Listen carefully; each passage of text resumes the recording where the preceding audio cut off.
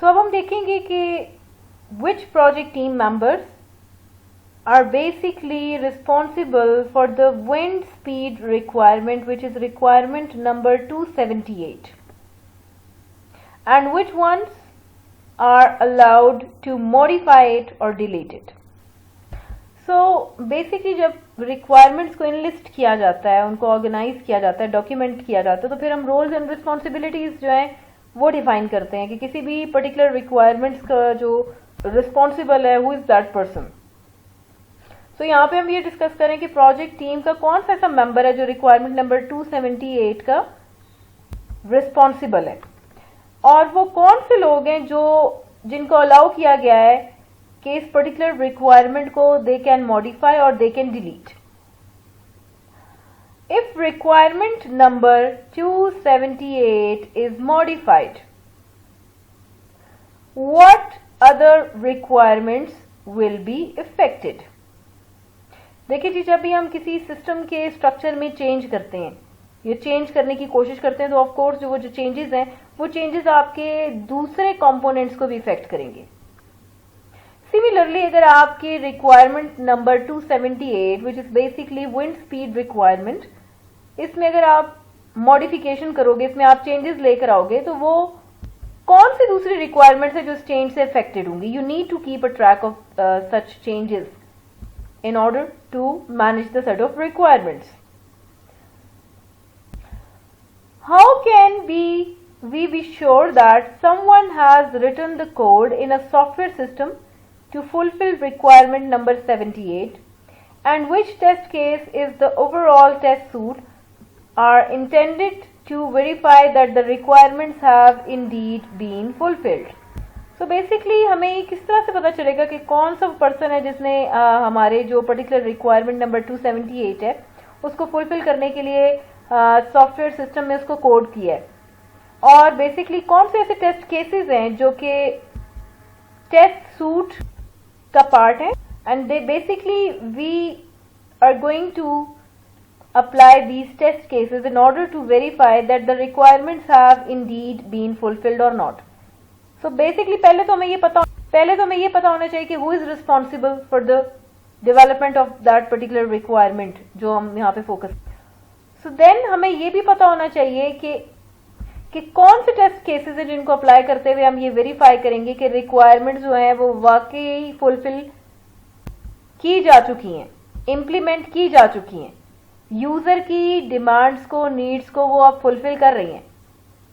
That along with some other similar activities is what requirements management is all about.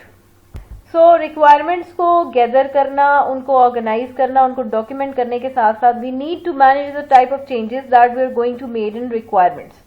हमने requirements में होने वाले हर change को track करना है, उसके effects को highlight करना है. So this is basically requirements management process.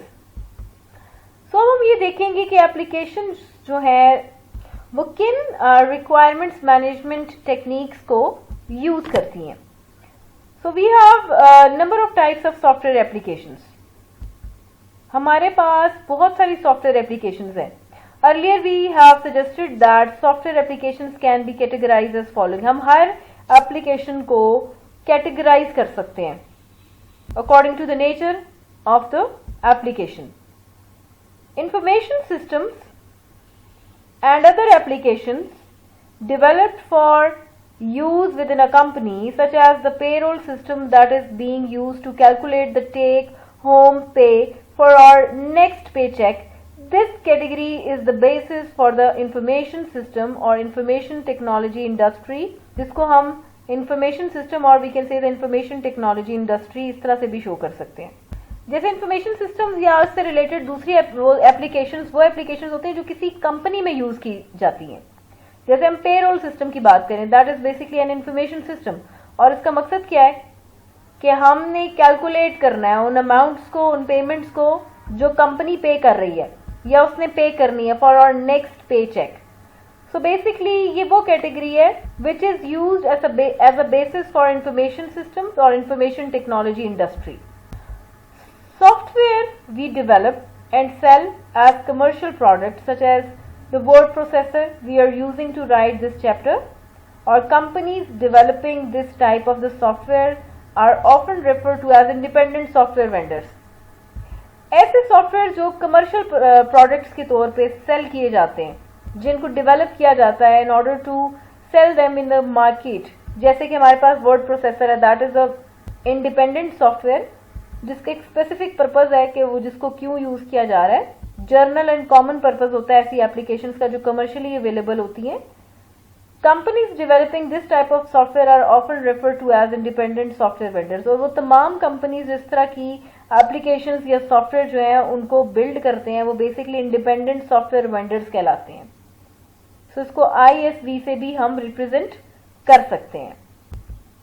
So now we have another type of software application, software that runs on computers embedded in other devices such as machines हैं. हमारे पास complex systems हैं. हमारे पास कुछ ऐसे software होते हैं जो किसी न किसी मशीन में एम्बेड कर दिए जाते हैं और वो किसी कंप्यूटर पे रन हो रहे होते हैं, जिनको एम्बेडेड सॉफ्टवेयर भी कहा जाता है. Such as those contained in you can say the airplane, we are writing this in the particular tool, the cell phones we just use to call, the automobile we will use to get to our eventual destination. So these are the machines. We have number of machines. We have number of devices जिनमें कोई ना कोई software जो है वो embed कर दिया गया है. जैसे cell phone is a machine और you can say it's a device which is use to make calls. इसी तरह ऑटोमोबाइल क्या है, दैट इज अनदर मशीन और that is a vehicle which is used to get our eventual destination, जिसको हम अपनी eventual जो भी हमारी डेस्टिनेशन है उसको गेट करने के लिए हम ऑटोमोबाइल्स को यूज करते हैं. सो जो इस तरह के सिस्टम है जिनमें हमारा जो सॉफ्टवेयर है वो किसी न किसी पर्टिकुलर मशीन पे, किसी डिवाइस पे या किसी कॉम्प्लेक्स सिस्टम में एम्बेड कर दिया गया है, that is basically called the embedded software और एम्बेडेड एप्लीकेशंस. सो ये तमाम तरह के सिस्टम्स जिनको अभी हमने स्टडी किया है, जो आपके इंफॉर्मेशन सिस्टम्स हैं, जो हमारे एम्बेडेड सिस्टम्स हैं, या जो हमारे इंडिपेंडेंट एप्लीकेशंस हैं जो कमर्शियल पर्पज के लिए बिल्ड की जाती हैं. सो बेसिकली ये तमाम टाइप्स जो एप्लीकेशंस की हैं, ये तमाम की तमाम रिक्वायरमेंट्स मैनेजमेंट टेक्निक्स को यूज करते हुए बिल्ड की जाती हैं. So since we are boarding on a journey to develop quality software, so basic जो गोल होता है हमारी सॉफ्टवेयर डेवलपमेंट का, that is the development of a highly quality oriented software on time and on budget. एक quality oriented software को build करने के लिए ये जरूरी है कि हम उसको टाइमली डिलीवर करें और उस पर्टिकुलर बजट को जो हमने एस्टिमेट किया उसी बजट में रहते हुए इसको बिल्ड किया जाए. That meets the customer real needs. और ये कैसा सॉफ्टवेयर हो जो हमारे कस्टमर की रियल नीड्स को फुलफिल करे. But this is a difficult challenge. एक क्वालिटी ओरिएंटेड सॉफ्टवेयर को on time and within budget build करना एक डिफिकल्ट चैलेंज है. क्यों? In that the variety of people you encounter on this particular journey and the languages they speak are quite diverse. क्यों problematic है ये, क्यों एक चैलेंजिंग एक्टिविटी है? बिकॉज आप डिफरेंट तरह के कस्टमर्स के साथ बातचीत करते हो. डिफरेंट तरह के कस्टमर्स आपके पास ऑर्डर्स लेकर आते हैं. वो डिफरेंट तरह के कस्टमर डिफरेंट रीजन से बिलोंग करते हैं और डिफरेंट तरह की लैंग्वेजेस बोलते हैं. सो डाइवर्सिटी जो है वो बहुत ज्यादा है.